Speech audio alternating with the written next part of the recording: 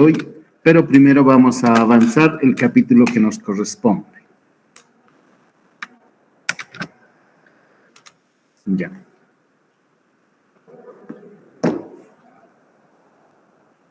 Ingeniero, Sí, dígame. Sí, le escucho. ingeniero, ¿dónde vamos a subir nuestro trabajo? Dijo que hoy nos enviaría el link para subirlo. Sí, después de que avance el capítulo, no nos va a tomar mucho tiempo. Van a subir, les voy a preparar su formulario para que lo suban y además me tienen que llenar otro formulario, ¿ya? Entonces no nos preocuparemos, va a ser una sesión divertida esta, ¿ya? No se afanen. Entonces avanzaremos primero lo que tenemos entre manos.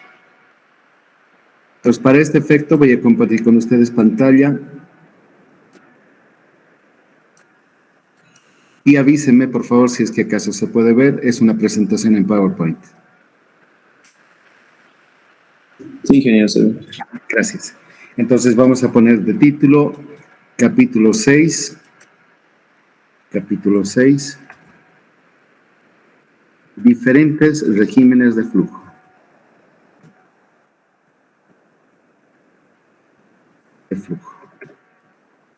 Yo también estoy haciendo en el OneNote para que tengamos memoria de eso. Entonces, el propósito de este capítulo es conocer los tres tipos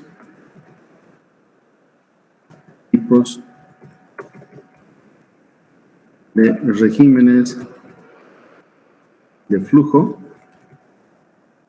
que se identificaron.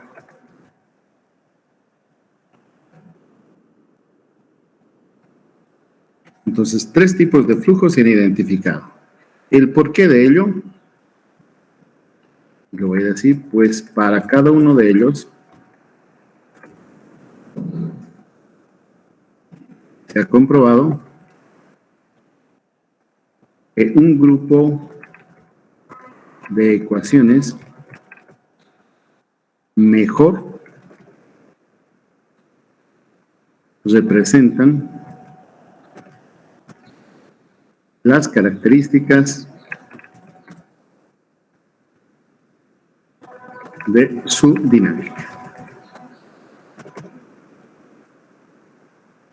Bien. Entonces, vamos a anotar eso justamente, jóvenes.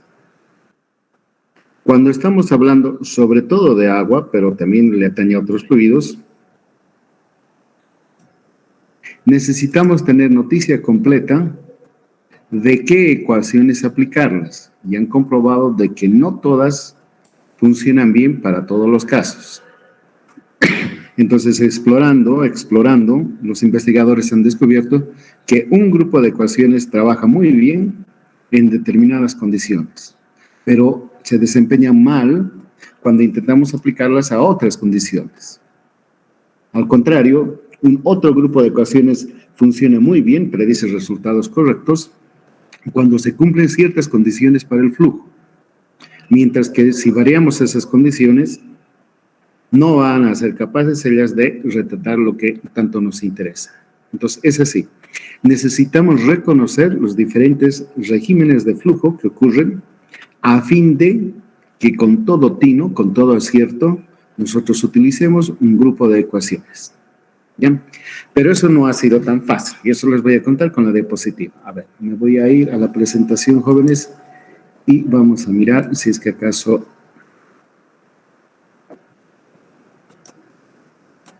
A ver, déjenme ver un segundo, creo que se me salió, y vamos a volver a presentar.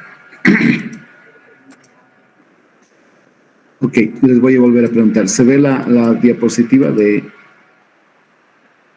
PowerPoint? Dice diferentes regímenes de flujo. Avísenme, por favor. Sí, que buenos días, se ve. Buen día, gracias. Ya, entonces, miren, con mucho esfuerzo, los investigadores habían trabajado con fluidos newtonianos, o habían supuesto que eran newtonianos, y habían hecho todo ese proceso de integración que ustedes han visto, han transpirado, se han esforzado, han sufrido, se han frustrado, pero al final de buen trabajo han encontrado una expresión, como la que hemos visto en el anterior capítulo, Una expresión que vale para fluidos que son viscosos, son espesos, y funcionaba muy bien. Se alegraron mucho y dijeron que habían encontrado una solución. Para cuando intentaron aplicarla al agua, vieron que si bien se aproximaban los resultados, sin embargo no eran suficientemente precisos como se requería. Y fue frustrante, sin duda. Habiéndose esforzado, y revisaron cuáles eran las hipótesis de todo ese desarrollo. Esas hipótesis eran justamente las hipótesis de Stokes, ¿recuerdan? Y las de Newton. Esas hipótesis decían, las tensiones de corte que se presentan dentro del agua están sobre todo gobernadas por la viscosidad. Entonces, cuanto más viscoso sea el fluido, las hipótesis que habían asumido esos señores funcionaban muy bien. Pero conforme la viscosidad del fluido disminuía, por ejemplo, piensa en gasolina, alcohol, agua y algunos otros fluidos, se alejaban de los resultados correctos. Entonces fue una decepción porque las grandes aplicaciones que se tenía que hacer eran sobre todo en la cuestión del abastecimiento de agua. Las ciudades necesitaban abastecerse de agua y necesitaba conocerse aquello. Para otros ámbitos, por ejemplo, la lubricación en ingeniería mecánica, recuerdan las piezas de las partes que se mueven, de los vehículos y qué sé yo, de la industria, necesitan lubricación y el fluido es el aceite, que es en las más de las veces suficientemente viscoso para que se puedan aplicar estas ecuaciones. Entonces funcionaba muy bien, igual en la química. Pero en las aplicaciones donde el agua era el elemento dominante, pues había problemas. Entonces un señor investigando, un señor que se llama Osborne Reynolds, un inglés, o creo que era escocés, en 1860, más o menos 1870, había implementado este experimento. No es exactamente cómo lo hizo, pero más o menos va por ahí. Él logró distinguir cuándo valían las ecuaciones de Navier-Stokes, es decir, del capítulo 5, y cuándo dejaban de tener validez. Y eso lo hizo a través de este experimento que aquí yo les voy a describir. Si hubiéramos estado en nuestros cursos de clases presenciales, ustedes hubieran venido al laboratorio de hidráulica, donde estoy en este momento, y hubieran hecho con sus manos, hubieran visto, hubieran tomado fotos, hubieran medido y hubieran tenido una vivencia cercana. Pero no es posible ahora. Entonces ustedes van a imaginarse lo que yo voy a tratar de describirles. Ok, el experimento se trata de lo siguiente. Está compuesto por un tanque que tienen aquí a la izquierda, una tubería de vidrio y a la derecha una válvula. Entonces, con esta válvula nosotros regulamos cuánto caudal va a salir del sistema y ese caudal lo vamos a medir con un tachito, un balde, como ustedes lo han hecho, tomando tiempo y volumen. Vamos a medir el volumen y el tiempo. Ok, entonces ese es el grande. El tanque que tenemos a la izquierda es también un tanque de vidrio, de manera que nosotros podemos ver la cantidad de agua que hay ahí. Este tanque es alimentado por una bomba, en el caso acá del laboratorio, es alimentado con una bomba que llena el reservorio. El reservorio principal es este que está aquí a la derecha, no sé si ven el cursor. Y está dividido ese tanque por un vidrio también. Un vidrio pero que no llega al tope. El motivo de esto es para mantener una altura de agua constante. Por ejemplo, el agua ingresa al tanque y sube justamente hasta donde está pintado con... A ver, voy a usar mi tablet un momentito.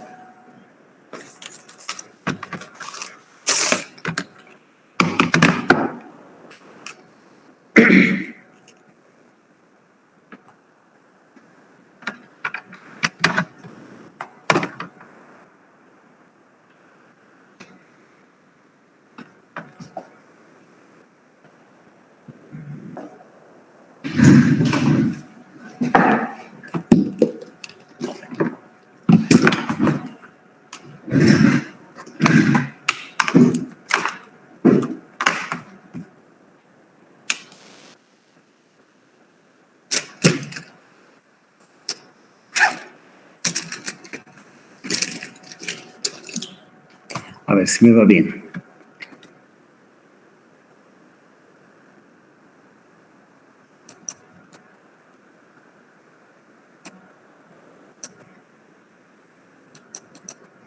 Entonces me van a ayudar a a entender lo que yo torpemente voy a explicar. Entonces hay una tubería que viene desde la bomba y mete agua por aquí.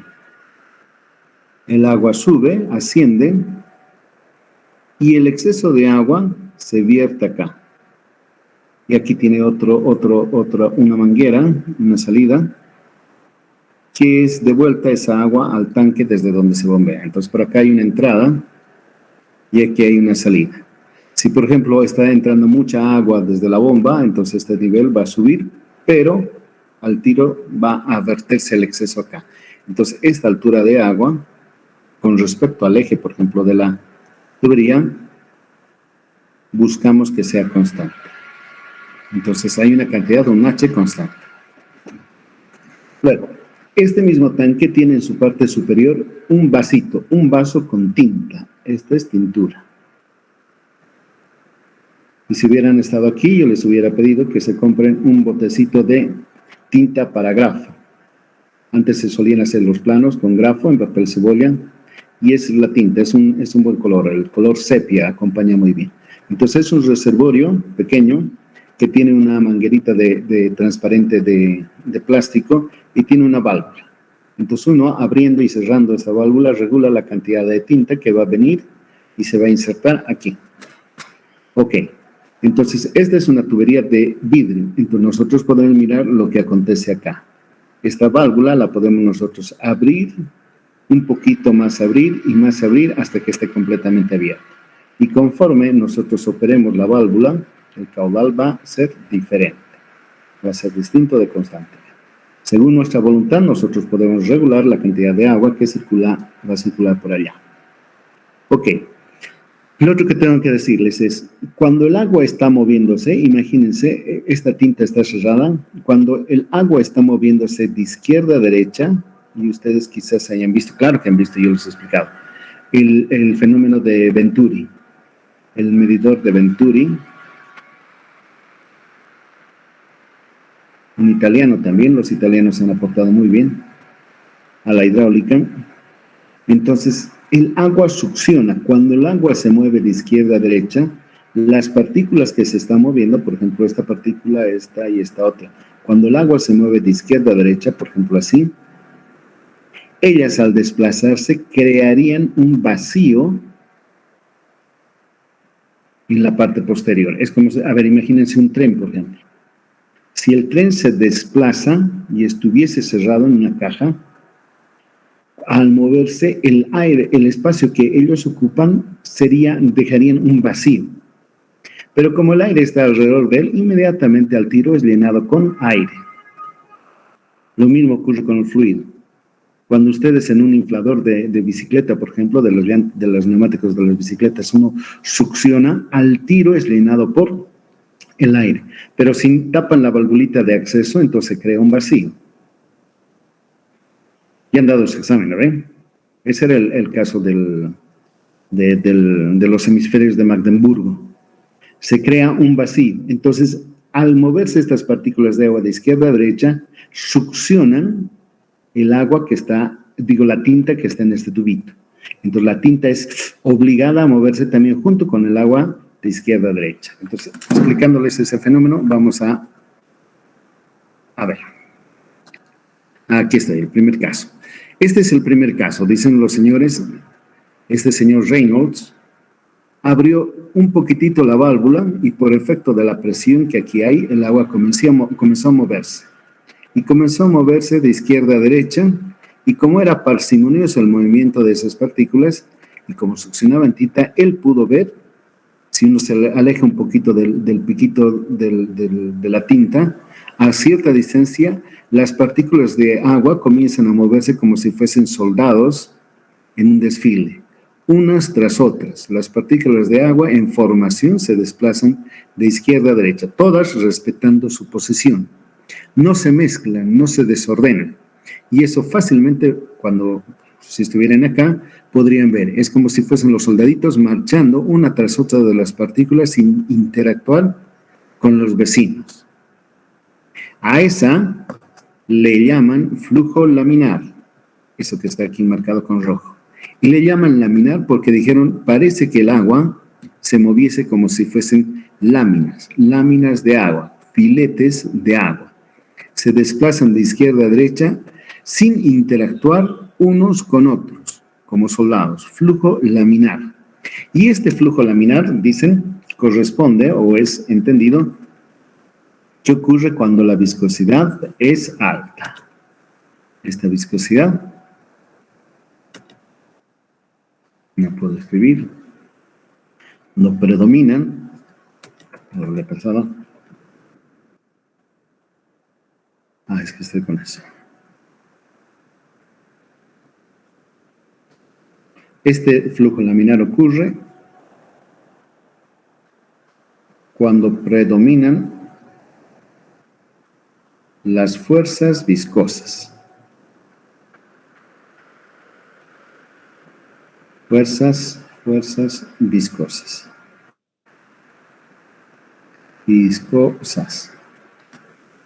Flujo laminar, entonces, como si estuviesen desfilando los soldados, respetando sus posiciones y sin interactuar unos con otros. Flujo laminar. El Señor, luego de eso, abrió un poco más la válvula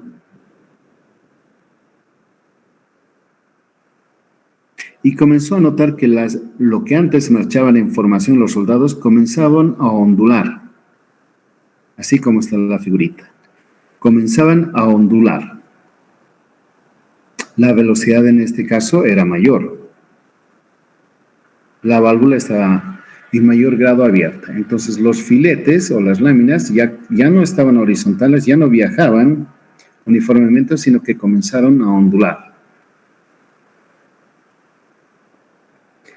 El próximo fue lo siguiente. Abrió la válvula completamente y lo que ocurrió es que el líquido, la tinta que bajaba del reservorio de arriba, esta vez ya no se podían identificar a las partículas viajando, sino que se difuminaba, es decir, entintaba al agua. Era una mezcla de colorante con agua. Lo que recibimos en el balde ya es agua coloreada, porque están mezcladas las partículas de agua justamente con las de la tintura. En este caso, aquí en la izquierda, donde está la tubería, ya no podemos distinguir partículas individuales. El movimiento, aquí tengo que colocarlo, el movimiento es caótico. Aquí está lo dicho, aquí está, movimiento caótico. Esto quiere decir, las partículas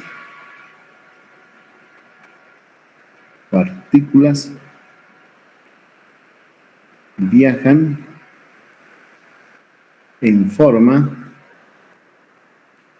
desordenada.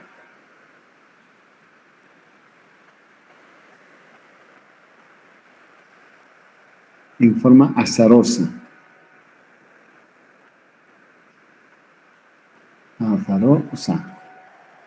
Es decir, no podríamos pronosticar dónde una determinada partícula, que son tan chiquititas, fuera a parar.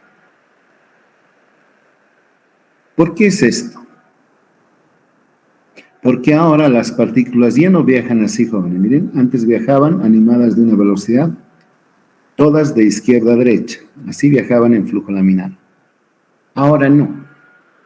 Hay partículas, sin duda, que son un poquito más grandes, y en este movimiento ya no solamente de izquierda a derecha, sino que tienen un componente vertical de su velocidad.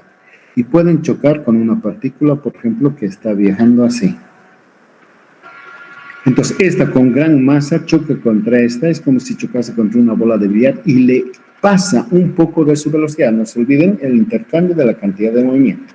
Esta partícula grandota tiene masa por velocidad, masa 1 por velocidad 1. Y esta otra tiene masa sub 2 por velocidad sub 2. Ahí. Y nosotros podríamos en un sistema de referencia, recuerdan que en física han estudiado el movimiento de múltiples partículas, entonces podríamos pensar, cuando esta partícula le topa a esta va a ser movida, una parte de su velocidad va a ser transferida aquí y va a cambiar su dirección. Esta va a ser la nueva dirección. Esta, al chocar con esta, parte de esta velocidad va a ser deflectada, qué sé yo, digamos en esta dirección. Entonces su componente ahora va a ser así, va a ser cambiada. Dependiendo de la masa que tengan una y la otra, va a salir con más o menos fuerza, por ejemplo, la pequeñita y otra la grande. En cada uno de estos choques, además de ocurrir la transferencia de cantidad de movimiento, también hay disipación de energía. Cuando una pelota choca, por ejemplo, contra el suelo, el choque produce calor, se desprende calor, se deforma la pelota. Entonces ahí hay una pérdida de energía. Se disipa en calor y en deformación de las partículas. Y esta partícula que ha chocado con la pequeñita, luego va a chocar con otra. Y va a ir cambiando su velocidad, va a ir cambiando la dirección de su movimiento. Entonces a veces va a adelantar, otras veces va a retroceder, va a ir hacia arriba, va a ir hacia abajo. Todo en forma azarosa, todo en forma aleatoria. No podríamos pronosticar exactamente bien dónde fueran a parar las partículas. Si nosotros utilizásemos el método de Lagrange, quizás a una de esas partículas la podríamos seguir en el múltiple recorrido que tuviera, chocando unas con otras. Pero si tenemos un sinnúmero, un infinito número de partículas, quizás Lagrange no sea lo mejor. Ok, entonces les digo, una partícula se está moviendo así, choca con otra aquí, rebota y luego tal vez inclusive retrocede y en algún momento va a chocar contra la pared de la tubería. Y esta tiene masa infinita sin duda si comparamos con las otras partículas.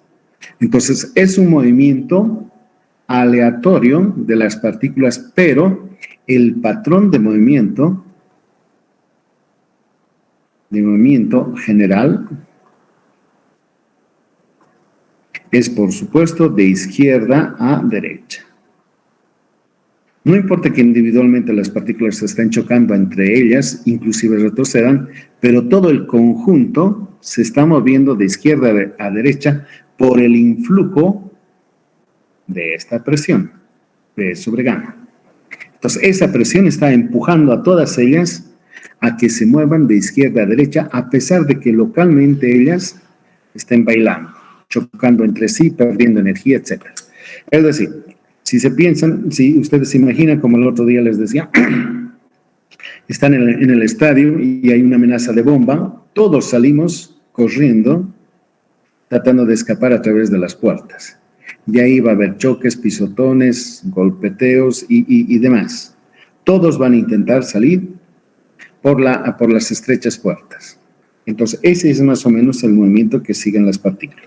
Cuando una vez uno sale esforzadamente del estado de entrevista a las puertas y ya queda libre, se dará cuenta que sale cansado, accesando, es decir, jadeando, sudoroso por todo el esfuerzo que ha tenido que hacer para salir.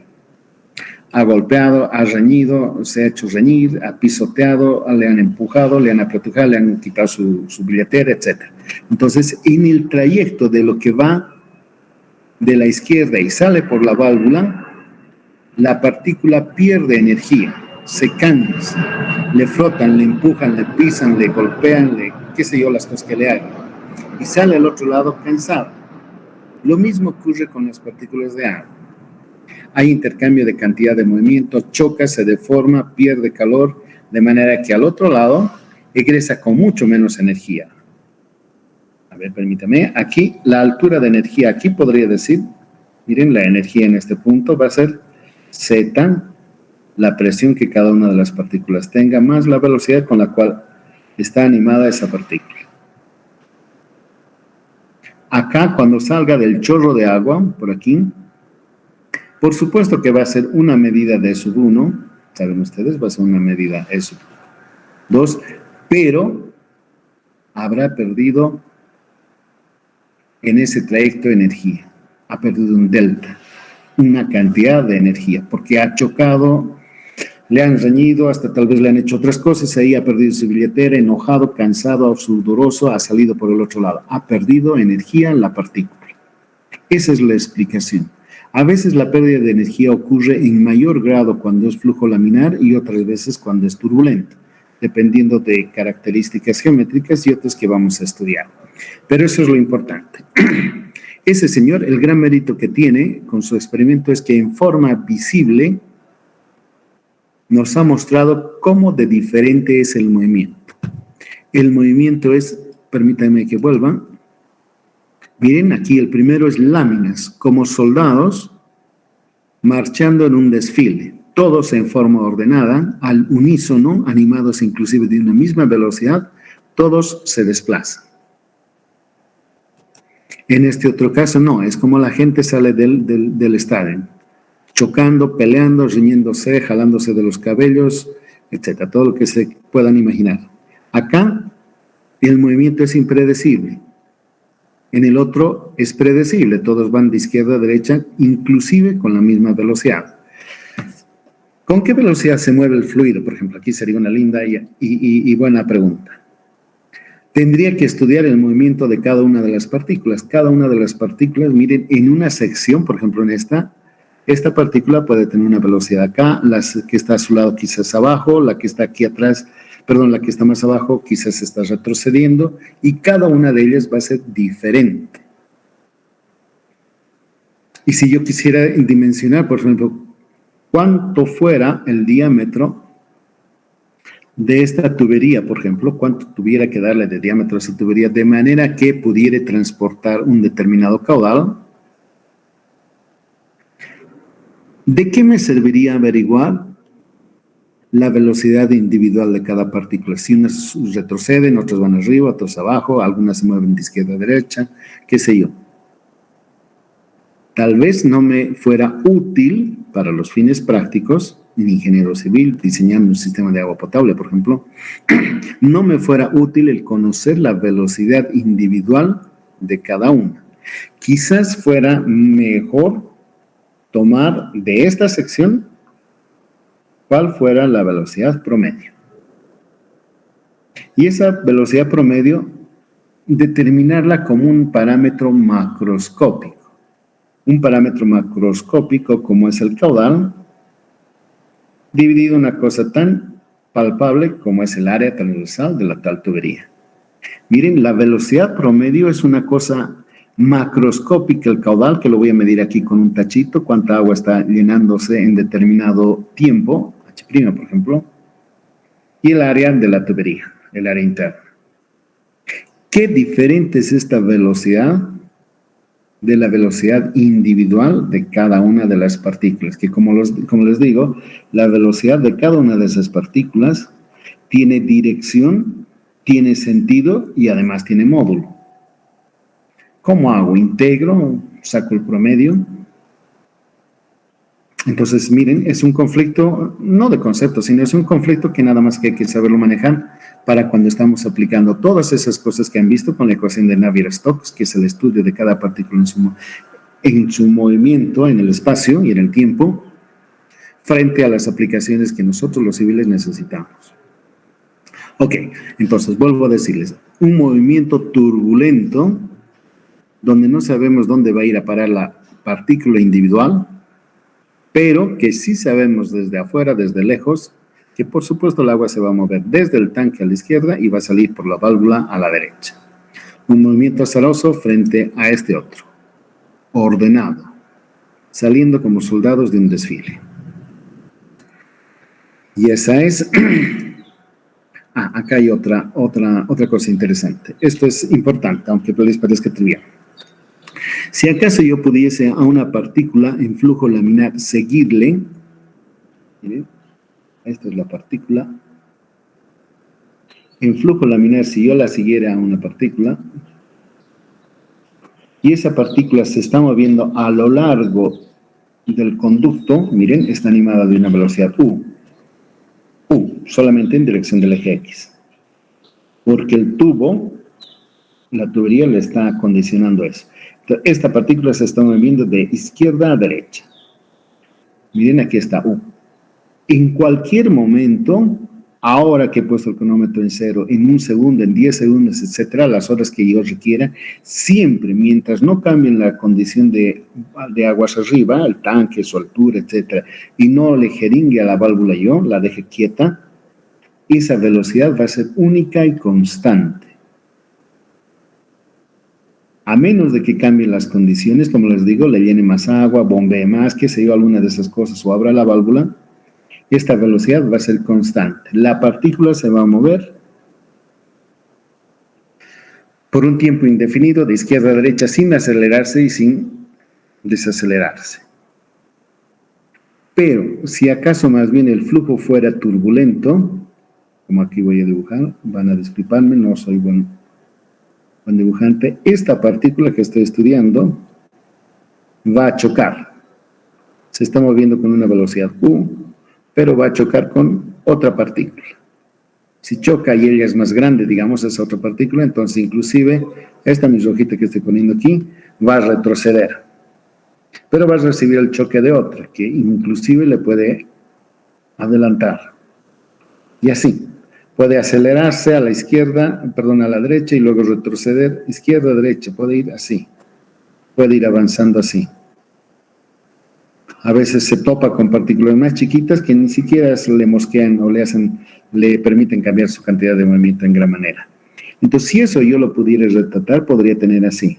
Hay momentos en que se acelera, se incrementa su velocidad, choca con una partícula pequeñita, disminuye su velocidad, choca con otra que le ayuda, y de que así luego quizás choca con una grandota y le hace bajar su velocidad.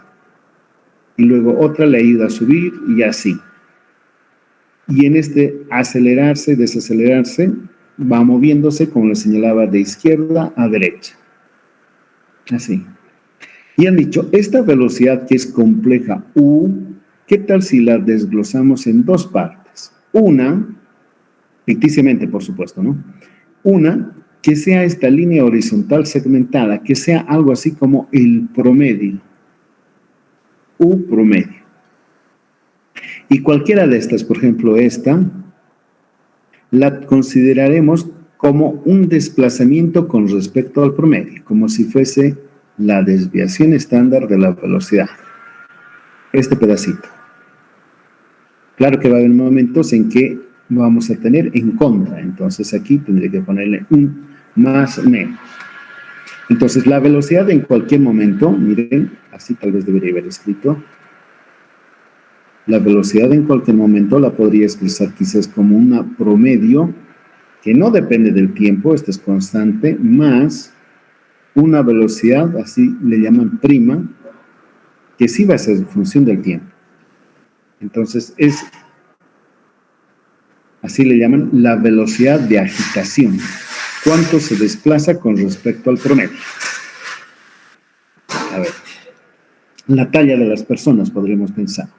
La talla de las personas es más o menos, en promedio es 1,70, por ejemplo, más o menos, por decir, 20 centímetros, 15 centímetros. Entonces, la probabilidad de que ustedes se encuentren a la talla de una persona así al azar va a estar entre 1.85 y 1.-15, 70, 55. Casi con 95% de probabilidad. 66 creo que es. Con 66% de probabilidad va a estar en este margen. Lo mismo hacemos aquí. La velocidad instantánea en cada momento podemos nosotros intentar reducirla a través de un promedio, más o menos la desviación con respecto a ese promedio. Si yo les he descrito un problema en una sola dimensión, axial, esto mismo podemos extenderlo para las tres direcciones. Se va a repetir. Aquí está. Velocidad instantánea en cualquier momento, en términos de una velocidad media y una velocidad de agitación. Aunque no crean, esta es la clave, ese es el elemento básico por el cual nosotros los problemas de dimensionamiento en ingeniería civil, en hidráulica, podemos trabajar con promedios. Si no fuese así, tuviéramos que incorporar en todos nuestros problemas esta velocidad de agitación y quizás no fuera práctico. Tenemos que dimensionar la red de distribución de agua, por ejemplo, para un barrio que tiene 300 tuberías. Entonces, intentar hacer un seguimiento a todas las partículas que van a fluir por una tubería, multiplicado por el número de manzanos y el número de tuberías, va a ser un trabajo monumental. Entonces, no es práctico. Cuando estamos en campo y estamos enfrentando esas cosas, pues no es práctico. Aquí dice, el promedio de las velocidades de agitación es 0. En razón de esto, el flujo turbulento puede tratarse como si fuese permanente. A ver, eso quizás no me he podido explicar. Voy a volver a dibujar esto. Aquí voy a dibujar. Si pudiera representar, miren, acá, la pluma cinquífera, aquí. Voy a usar U. Aquí está el promedio. Y lo voy a hacer así.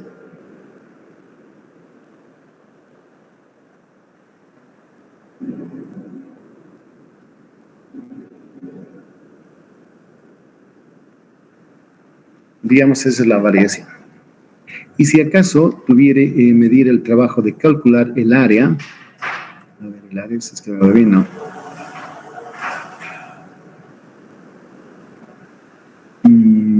Tal vez este. Sí, si calculase el área, no sirve.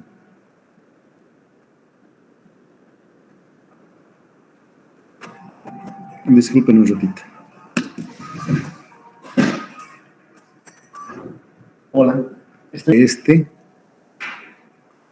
más el área, esta y esta otra de aquí, y le añadiere este, y luego procediese de la misma manera con los de abajo. Este, por ejemplo, más este otrito, y le añadiere este y este otro, y sumaré ambas áreas, hiciera la sumatoria de las, sumatoria de verdes en positivo, y las, no sé qué color es este, lila. Sumaré ambas, esto tendería a 0. De hecho, sería 0 si es que fuere un número desde igual a 1 hasta infinito. Eso porque es aleatorio, porque la distribución de probabilidad de los choques y demás cosas de las partículas responden a la distribución de Gauss. Entonces, si sumo verdes con lilas, entonces va a 0. Entonces, el promedio, eso es lo que aquí les digo, el promedio fuera 0. Entonces, el flujo no permanente podemos tratarle como si fuese permanente. Esta es una cosa conceptual, jóvenes, muy importante, que después se la va a usar, pero a ver, ya lo usamos en forma sobreentendida. Pero aquí está la explicación del por qué.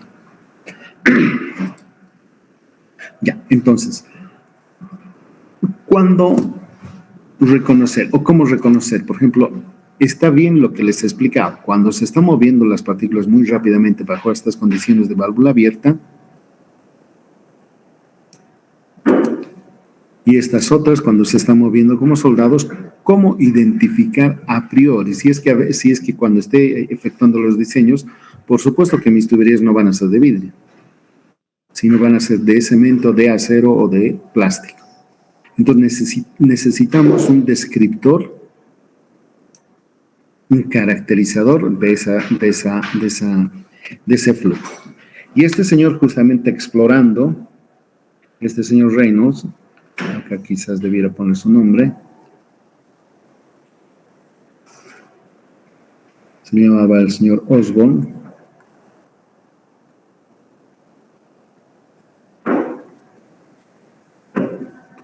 propuso un descriptor, un elemento que describe un parámetro. Y lo bueno de ello es que inclusive no tiene dimensiones este parámetro, es estándar, es un parámetro, que ha dicho que sea la multiplicación de la velocidad, esa velocidad promedio, por el diámetro del conducto, y lo partimos entre la viscosidad del fluido, agua, aceite, lo que nosotros gustaremos. Si ustedes reemplazan las unidades de la velocidad, del diámetro y la viscosidad cinemática, van a comprobar que este elemento no tiene unidades. En homenaje a su esfuerzo y a la gran contribución que ha hecho a la hidráulica, se llama el número de Reynolds.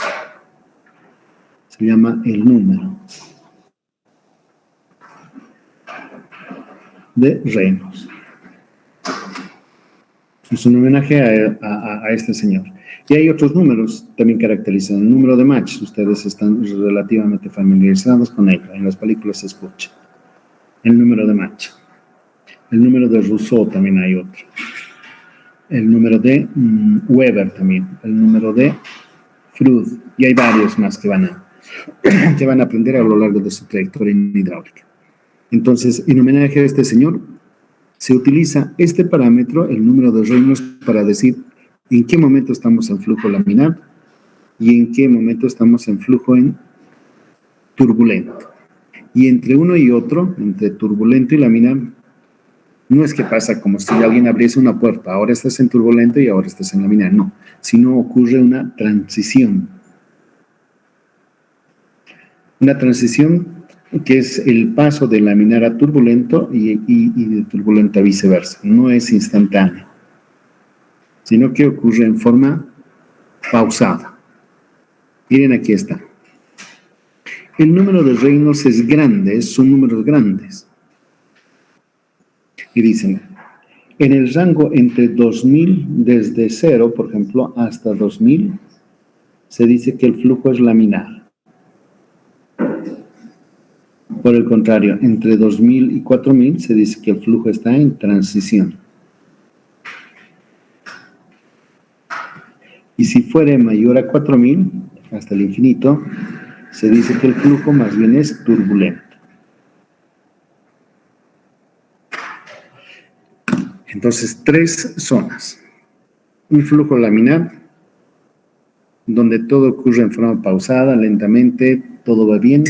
Podemos utilizar las ecuaciones de Navier-Stokes para predecir lo que va a ocurrirle al flujo. De 4000 para adelante es dominio del flujo turbulento y la mayoría de las obras en civil están justamente en ese régimen. Entre 2000 y 4000, hasta el momento no se le ha podido poner, aquí voy a colocar, no se le ha podido poner la campana al gato. Si bien le vemos cómo ocurre, no se ha podido todavía predecir lo que acontece. Entonces, en esta zona no hay ecuaciones. Por ello, hay que escapar. Si tenemos un problema y justo cae entre valores de 2000 a 4000, lo que hay que hacer es cambiar el diámetro, reducirle a angostarle, lo que sea, a fin de salir de esta zona donde no hay ecuaciones para el diseño. Entonces, o nos vamos a laminar, o con más acierto nos vamos hacia la zona de turbulento. Y ahí pues está todo dicho. ¿Ya? A ver, déjenme ver qué más tenemos. Aquí está. El número de Reynolds se define como el producto de la velocidad promedio, el diámetro y la viscosidad cinemática. Cuando las fuerzas, bueno, este cociente, miren, es U, velocidad, y la velocidad está asociado con la inercia, el movimiento. Y más bien las viscosas son las fuerzas que se oponen. Miren, estas son fuerzas, son como las fuerzas que producen el movimiento, mientras que las fuerzas viscosas son las que se oponen. Miren, aquí está U, la velocidad, y aquí la tensión de corte. Entonces, si las tensiones de corte son mayores o muy grandes, si es un número aquí grande, Reynolds va a ser chiquito, va a tener menor valor. Estamos en régimen laminar. Lo opuesto, si las tensiones de corte son muy pequeñas, tienden a 0, si un número muy grande está en el denominador, entonces Reynolds va a ser grande. Entonces, esta proporción es la que nos manda. La proporción entre las fuerzas que están moviéndose frente a las fuerzas viscosas. Conforme las viscosas predominen o no predominen, vamos a tener números de Reynolds mayores o menores.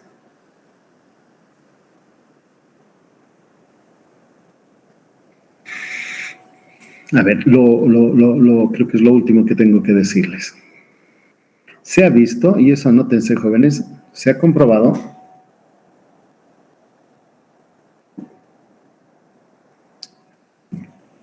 que las ecuaciones del capítulo 5, las ecuaciones de Navier-Stokes,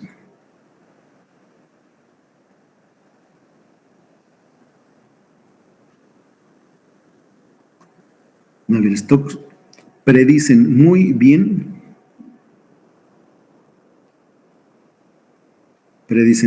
la dinámica del flujo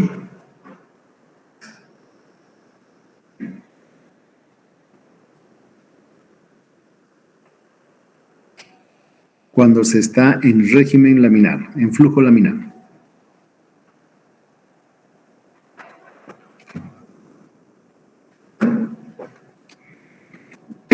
Punto y coma.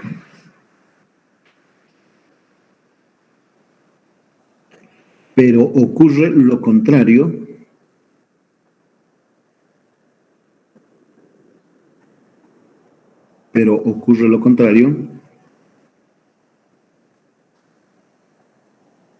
cuando se está en flujo turbulento.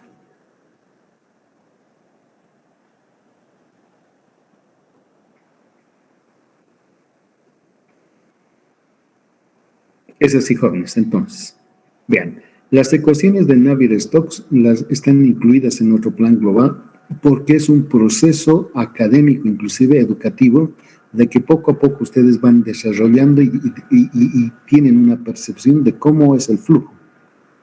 Y luego hacemos la distinción. Decimos, a pesar de todo el esfuerzo que se ha hecho para resolverlas, integrar, disponer de una ecuación, sin embargo, la noticia es que no sirve en las mayorías de las aplicaciones que tenemos en la ingeniería civil. Pero, conceptualmente, a fin de que se entienda, tienen ustedes ahí el desarrollo. Hay otros modelos matemáticos, como les señalaba en la anterior clase, que a la viscosidad cinemática le amplían, le añaden un componente más y la llaman la viscosidad turbulente. Es algo ficticio, pero que le da potencias a las ecuaciones de Navier-Stokes para poder resolver problemas, por ejemplo, complicados de flujo, utilizando diferencias finitas, elementos finitos y otras técnicas más. Pero no es motivo ahora de que ustedes se enteren de esas cosas. Eso es a posteriori. Ok, la última diapositiva, jóvenes. Aquí está, miren, esta es una representación de lo que es el flujo laminar y el turbulento, y esto habíamos visto. Flujo laminar tiene al perfil de distribución de velocidades que responde a una parábola. Esta es una forma parabólica y la habíamos deducido parabólica. Y aquí funcionaban justo las hipótesis de Stokes-Nichols, el régimen laminar, las ecuaciones de Hagen-Poiseuille. Poiseuille se escribe, Hagen-Poiseuille. Pero si el flujo va cambiando de laminar e ingrese a la zona de flujo turbulento, el perfil de velocidades antes que respondía a una parábola se va reduciendo. Miren, antes era así en laminar. Se reduce. Y si sigue subiendo el número de reinos, piensen 100.000 o 1.000.000, aún se reduce más. E inclusive, teóricamente se sabe que si acaso el número de reinos fuera infinito, lo que antes era un perfil de distribución parabólico, este se volvería un rectángulo. Por 5 puntitos extras para su primer parcial, le voy a añadir. ¿A qué creen que se debe esto? De lo que era parabólico, conforme crece el número de reinos, paulatinamente tiende a ser una distribución de velocidades uniforme. En todo punto, por ejemplo, aquí la velocidad es igual. ¿Quién me responde, jóvenes? 5 puntos extras. Buenas, yo puedo responder. A ver, déjeme ver. Giovanni, debe. Se debe al esfuerzo de corte que se transmiten desde el extremo superior al extremo inferior. A medida desde que las paredes. Sí. Ya. Y a medida que va avanzando, el esfuerzo de corte va a ser casi igual en toda la sección transversal. Exacto. La distribución de corte se va a uniformizar en la sección transversal, sí, pero esa no es la causa. El resultado es cierto, lo que usted dice, Giovanni. Pero a ver, piense un ratito más y le daremos oportunidad a Iván. Gustavo, ¿usted quería decir algo, Iván? No quería comentar nada. Okay. Ya. ¿Quién más jóvenes?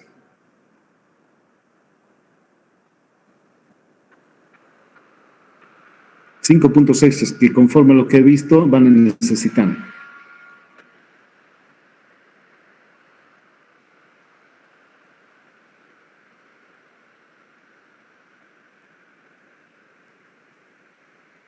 ¿Nadie? Rafael Vocal, ¿usted? Cristian. Inge, puede ser también debido a la rugosidad de las paredes. Ya, sí, también, pero no tanto eso. De hecho, ya tiene 5 puntos, Giovanni. Se los voy a adjudicar. Está bien, ¿Ya? Inge, gracias. ¿Ya? Ok. Pero va un poquito por este otro lado. A ver, déjenme ver dónde estaba. Estaba creo que en la presentación. ¿Saben por qué se va haciendo uniforme? Porque el choque de las partículas, aquí voy a usar el rojito, por ejemplo, es más numeroso, es más frecuente. Miren, aquí andaban como soldaditos, más o menos ordenadamente. Al subir el número de reinos, quiere decir que el desorden crece un poco más. El desorden en esta otra ha crecido mucho más. Las partículas van chocando y toman direcciones aleatorias en su momento. Pero aquí es totalmente caótico. Acá es en el extremo caótico. Entonces, tanto chocan unas con otras que la velocidad, por el intercambio de cantidad de movimiento debido a los choques a la transmisión de esa cantidad de movimiento, cada vez es más uniforme la velocidad. Entre todos, tanto chocan en su trayecto, son tan numerosos, tan frecuentes los choques, que la velocidad tiende a uniformizarse en el infinito. Esa es la razón. Ya, ahora les toca hacerme preguntas. Muchas preguntas jóvenes. Si hay algo que no lo dije bien, algo que no me expresé bien, nada más díganmelo ahora.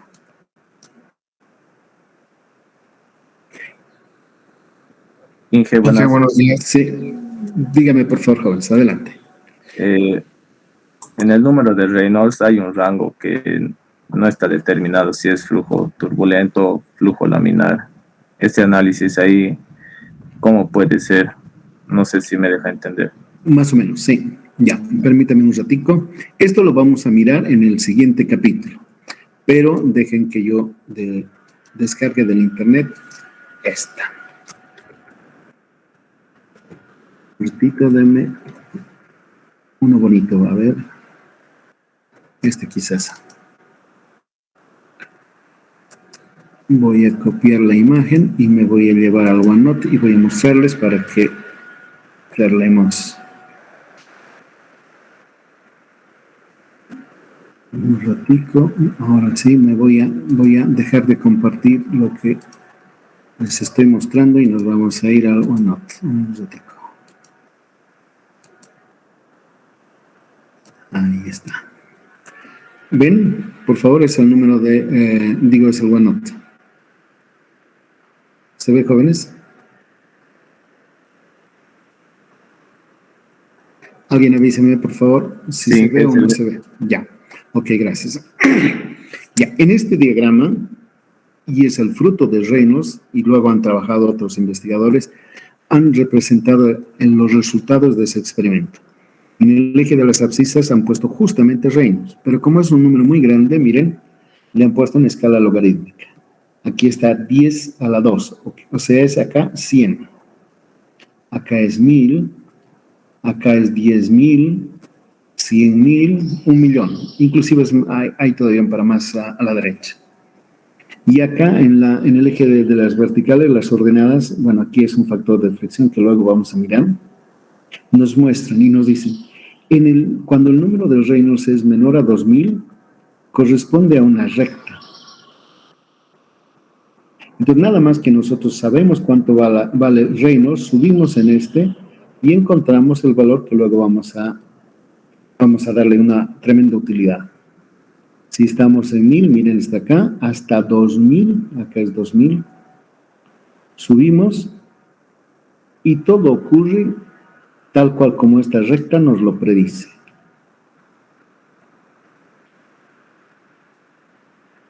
Una recta. Pero entre 2000, miren, aquí es 1000, 2000, 3000, 4000 está acá. En esta zona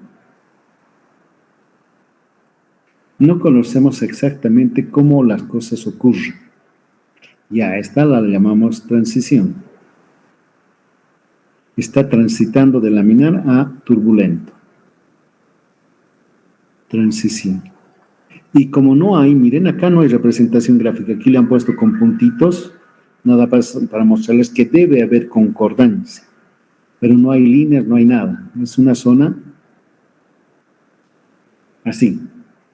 Como cuando tienen que escapar de su ex, están viniendo, están yendo por la calle, de pronto su ex aparece y ustedes están con otro. Esta zona es donde la que ustedes debieran escapar, pues no hay gran cosa trabajada. Pero ya nos podemos sentir tranquilos si el número de reinos comienza desde acá, hacia allí. Este es el dominio del flujo turbulento. Y aquí ocurre el flujo en tuberías, el flujo en ríos, el flujo en alcantarillas. Muy buena parte de los problemas que tenemos en ingeniería civil a resolver ocurre en este dominio, de acá, de 4000 hacia la derecha. Pero aquí no es una curva como aquella, como esta recta que les he mostrado, sino hay un número grande de curvas. Después conmigo vamos a ver que uno tiene que elegir esta, otra o cualquiera de estas curvas, haciendo un cociente. Miren, acá voy a dibujar la tubería, una tubería de frente, y en el interior de la tubería, aunque sea PVC, y si usamos una lupa, vamos a ver que es irregular, es rugosa. Y nosotros podríamos calcular cuán rugosa es, podríamos medir el espesor de esa rugosidad en promedio. Y esta rugosidad la cotejamos contra el diámetro interno. Por ejemplo, este es el diámetro interno de la tubería, lo que nos da el fabricante. Entonces, bien podríamos hacer el cociente de esta rugosidad de la pared frente al diámetro interno, y conforme sea este valor, nosotros elegimos la de arriba, la del medio, la que nos corresponda. Y con eso hemos resuelto. En otras palabras, de acá hacia la derecha, régimen turbulento. En esta otra parte, flujo laminar.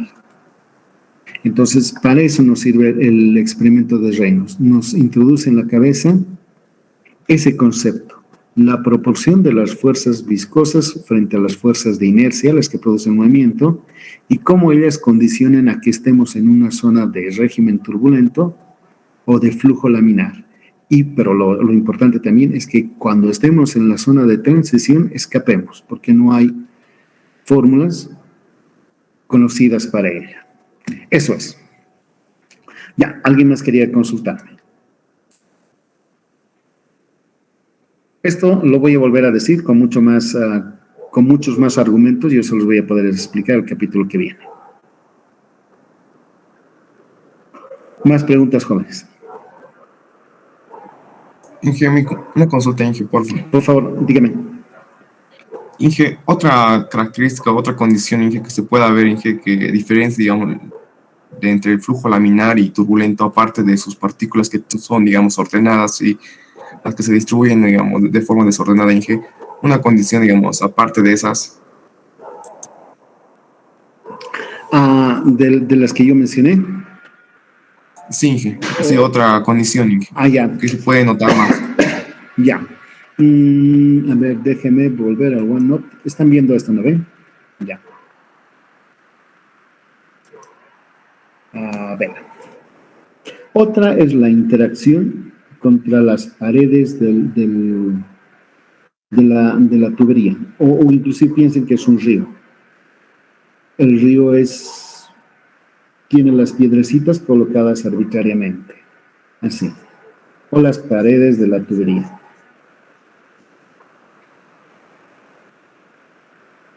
Un poquitito me voy a subir y vamos a pensar. Aquí arriba está fluyendo el río, o el agua, o es el medio de la tubería. Aquí el agua una partícula de agua está en contacto con otra partícula. Y nada más que ellas saben. Una partícula de agua moviéndose de izquierda a derecha, solamente sabe que está en contacto con agua. Pero acá abajo hay partículas que quizás no están en el fondo, están aquí arriba, pero sienten la influencia. Miren que he usado esa palabra. Sienten la influencia. El sentir es de los seres vivos. Sienten la influencia del fondo. Pero cuando están alejados suficientemente del fondo, ya no sienten esa influencia. De hecho, aquí yo podría dibujar la distribución de velocidades es constante. Pero cuando estoy cerca a la pared, ya no. De hecho, cuando estoy suficientemente cerca, este perfil de distribución de velocidades comienza a cambiar. Se vuelve un poco parabólico. Y cuando estoy aún más cerca, acá deja de ser parabólico y se vuelve logarítmico. Logarítmico. Entonces, en un río o cerca a la pared de un conducto, en la parte central tenemos movimiento así, casi uniforme, de las velocidades casi uniforme. Pero conforme nos acercamos a la pared, cambia hacia parabólico y cambia hacia logarítmico. De hecho, algunos investigadores dicen que es logarítmico y se vuelve inclusive negativo. Pero nosotros podemos quedarnos con el concepto de que es solamente parabólico. Entonces, en esta zona se reconoce que hay una influencia de la pared. Otra vez. Hay una influencia de la pared, desde aquí.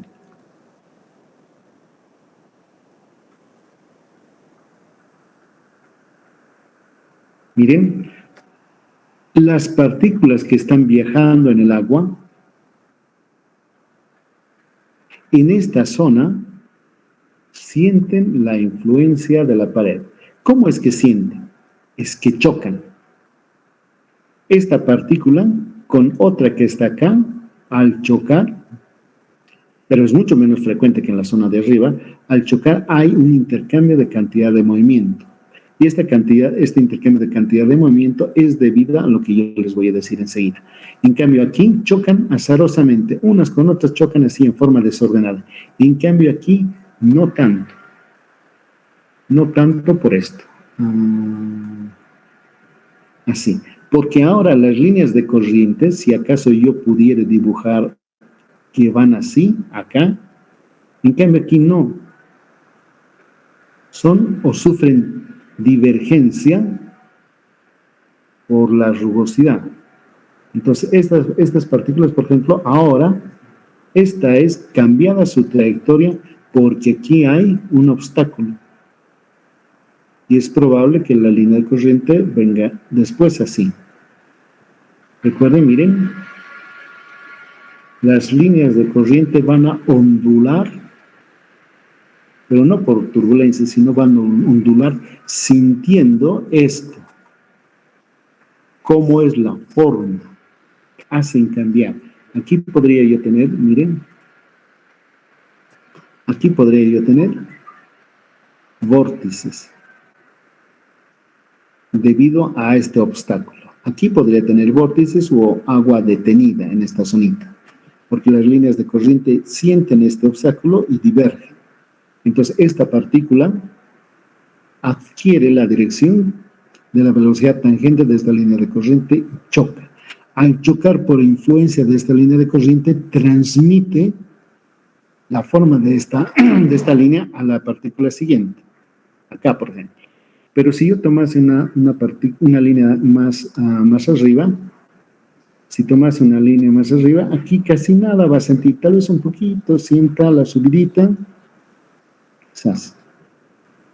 Esta línea de corriente no va a sentir la influencia del fondo, pero estas, las que están cercanas, sí. Entonces miren, acá hay movimiento turbulento debido al desorden de las partículas. Acá también existe eso, pero es influenciada por la forma la rugosidad, después vamos a llamarle la rugosidad del fondo. El espesor de esta capa,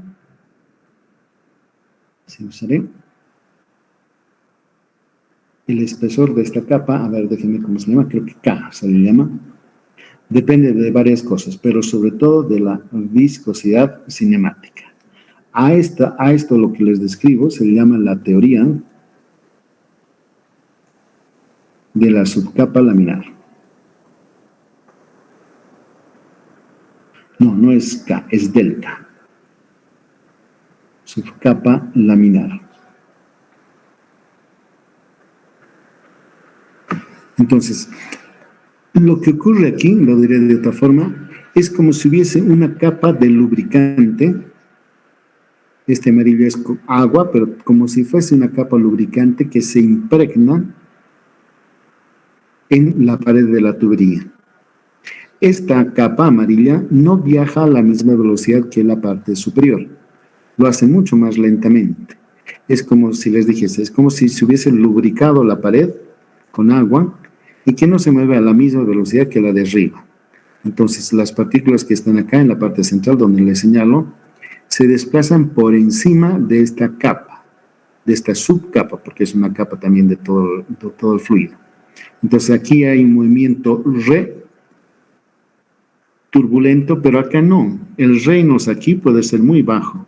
Podemos estar inclusive en régimen laminar, acá adentro. La tubería en su gran parte, en su parte central, está moviéndose con reinos muy alto, pero aquí en la zona, en contacto con la pared, puede estar inclusive en régimen laminar o puede estar en régimen turbulento liso. Todo va a depender de la altura de estas protuberancias, de cómo es la rugosidad. Si la rugosidad es grande, prominentes, por ejemplo, el terminado de una tubería de concreto, como antes usamos para la alcantarillado, tuberías de concreto, entonces esas sí son rugosas. Va a hacer que las líneas de corriente cambien su patrón de flujo e influyan en la parte central en mayor medida. Entonces, eso ocurre.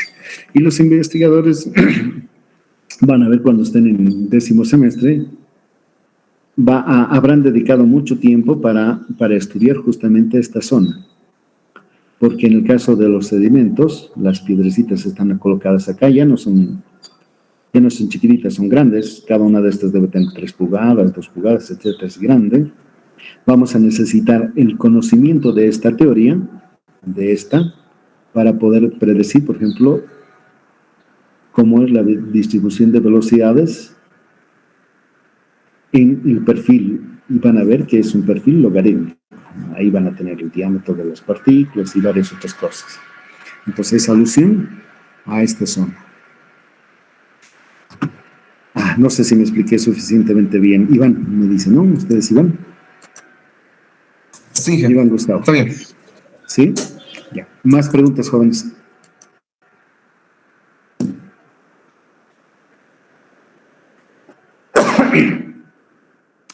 Ya. Ahora que están todos, déjenme un minuto volver a la clase porque estoy... Ya. Están los 72 jóvenes. Les voy a enviar un formulario, jóvenes, que quiero que me respondan. Es un formulario que me va a ayudar a hacer a mí modificaciones en la forma de cómo yo les imparto las clases. Por ejemplo, les voy a preguntar si están contentos, por ejemplo, en la forma de que primero presento y después les doy las diapositivas. En este caso del capítulo de ahora todavía no he subido, por ejemplo, y lo voy a hacer en este momento. Lo voy a subir al Classroom. Un segundo, denme.